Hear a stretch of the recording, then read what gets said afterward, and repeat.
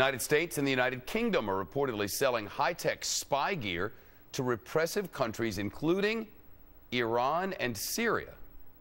According to the reporting of The Guardian newspaper in the UK, dozens of British and American firms are selling the surveillance gear that can monitor phone calls, text messages, the internet, can even gain control of the microphones and cameras inside cell phones. Our senior judicial analyst, Judge Andrew Napolitano, is here. Man, the hits just keep coming. They do just keep coming, Shep. We have a $2 billion intelligence facility that Congress never voted up or down, but the president decided to build, being constructed in Utah. We have the Attorney General saying all that information we collect about you, whether we collect it intentionally or accidentally, that we used to destroy after a couple of years, we're not going to keep it for as long as we need it. And now this is software that is illegal in the United States for private companies to use. This is software that is illegal for the government to use, any government, state, local, or federal, without a search warrant.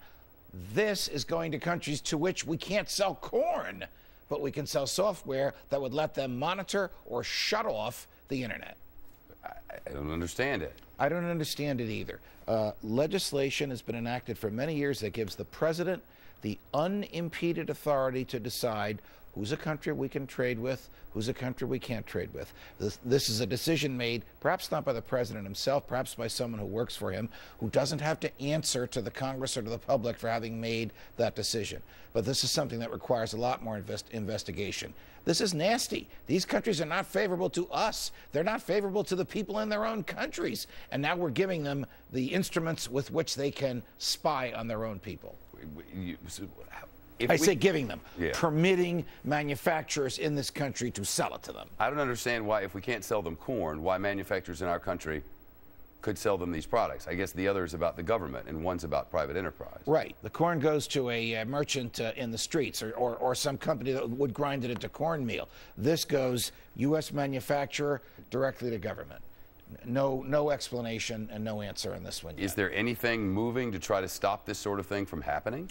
It would take an act of Congress to do it by 2/3 vote. I mean, essentially they have to amend the legislation. That's not going to happen. Senator Reid wouldn't even let this come to the Senate floor.